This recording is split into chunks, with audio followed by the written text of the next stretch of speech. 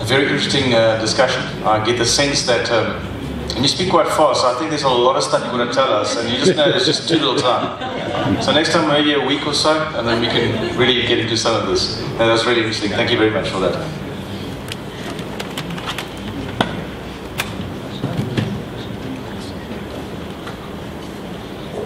Just a comment, that first slide there had some aliens on it, which was quite interesting. Somebody earlier said to me, one of our people at the back there earlier said to me, the only reason that he came here was just to see if these blockchain cryptocurrency guys had little antennas and weird looking stuff. So I don't know whether you've reinforced that or expelled that, but it was interesting just the way that tied up. Just a quick note here, please. And Naomi at the back there asked, just for all those guys that are on Steemit, please, if you can just give her when you leave your Steemit usernames. So she's going to do a little shout out to you guys, and just so if you could do that for us, that'd be great. Thank you.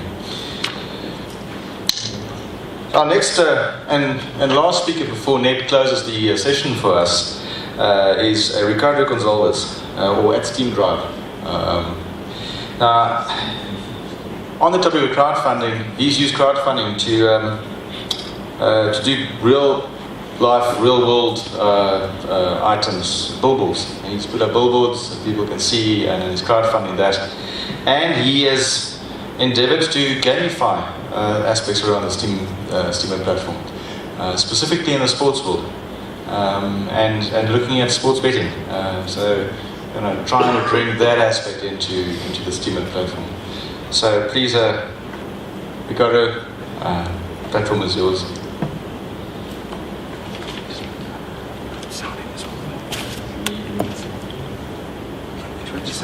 Yeah. The green one. Yeah, the one. We have sound today. Thanks. How do we get this slide up?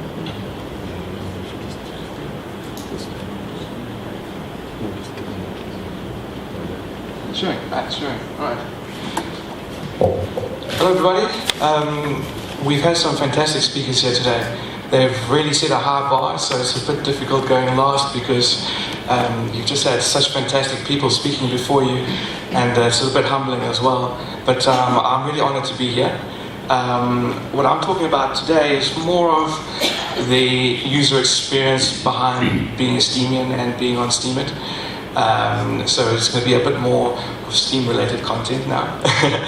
And my first username on Steemit was the Crypto Drive.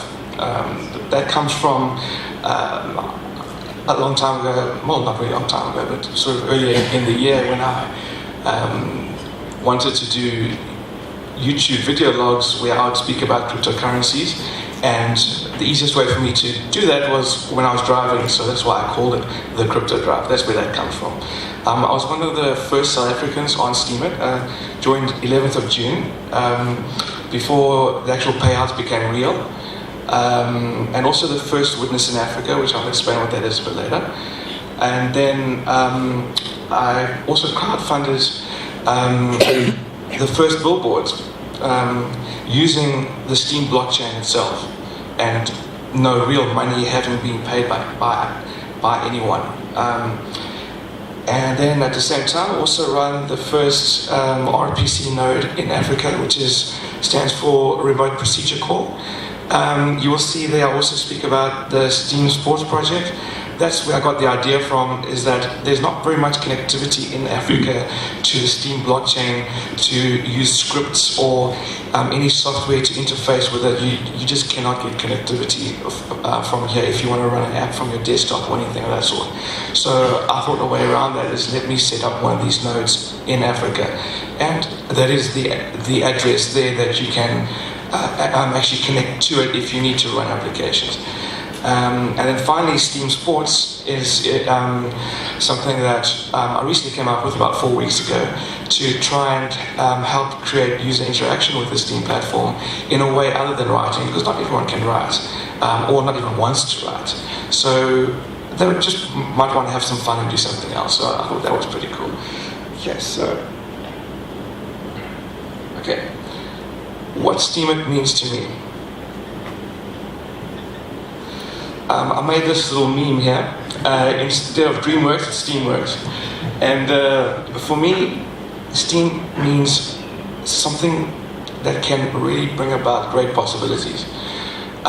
It's a platform that connects people first and foremost, and you'll see that in all my projects. I'm not alone. I always have a team with me, and I always find people on Steemit Chat or on Steemit itself, and we always try and collaborate and do something together.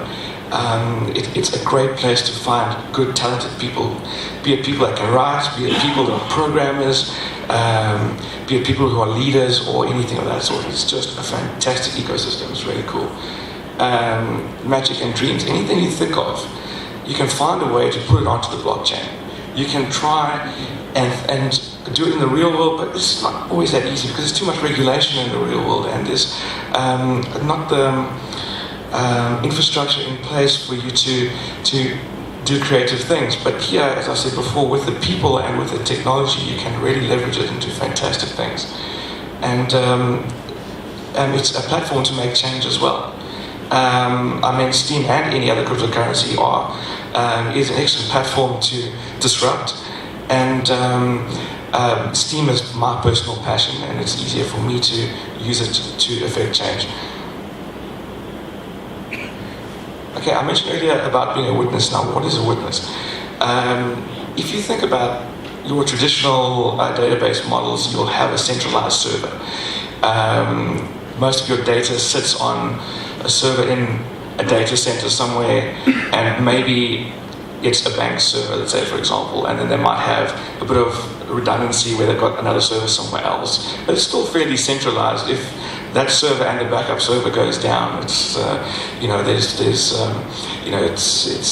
it can be easily compromised. But what's great about the way Steem works is that there are many servers around the world that are actually processing the transactions on the blockchain and actually writing those transactions to the blockchain.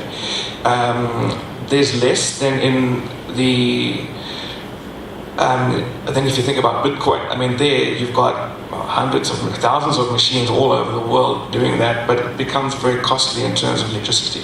With the Steem model, there are 19 main witnesses who process the transactions, and then there are other backup witnesses. I don't know what the limit of that is, but you can see a list up to 100 of them, and they each get a turn to basically process transactions. And so that's basically it in a nutshell. Besides that, a witness is quite visible in the Steem community, and because they are chosen by the community to process those transactions, a lot of other factors come into play where you should be a leader, you should be trustworthy and have a reputation, and you should be someone who wants to help and unite the community. You'll often see that witnesses will play an arbitration role. If there's an argument in the community, a witness might step in and they would try and resolve the issue for the betterment of the Steem community. And so it's not just processing transactions, it's really helping everybody else within the community and trying to grow the community. Okay, the next one is what I was introduced for now. The Steem Drive campaign is the one that we crowdfunded real world billboards with the Steem blockchain. You can see here, these are our three main crowdfunding posts. The first one being the first billboard in South Africa, where we raised $27,000 on the Steem blockchain to place billboards in Durban. And that was real. And to show that that was real, I've shown the logos of the companies I used to change those funds into rands and even into foreign currencies to pay for those billboards. That was the idea behind this project. I wanted to do something great and something to show that the money from Steemit is real, the money from the Steem blockchain is real and have a real world application. And not just something simple like a pizza. I want there to be something with a bit of a wow factor and a bit of flair. And I thought billboards, wow, that would be pretty cool. I mean, what's bigger than that? Essentially from an advertising perspective. And yeah, we managed to do that. And what was nice about this project is I included other people as well. Besides the South African one, we also included people from Chicago and from New Zealand who got to present their own countries and help me source billboards in their own countries, and it became a reality. How it worked was you would basically make your article on Steem, and then you would request funding from the Steem community to upvote to be able to allow you to crowdfund for those items. And look, it's not as easy as just putting it out there. You do have to network, you do have to actually campaign, speak to people on chat and ask them for their support and that sort of thing. You can't just post it and leave it to get those kind of figures. It's not that easy. So like anything, if you're looking for a large amount of funding, you do have to campaign. And but those are the ones that we've achieved. And there we go. There's some images of what they look like. The one on the top left is in the south coast of Durban, heading towards Jacobs, Samant and Toti. That's near where I live, so I got to see it every day. It was pretty cool. And that one there started around about the end of August and finished 15th of October. And then we've got two smaller electronic billboards. The one was on Argyle Road by the Mr. Price Centre, and the other one near Macro in the Springfield area. And those are still running actually until the 15th of November, those two. So we've got almost 3 months on the electronic ones, and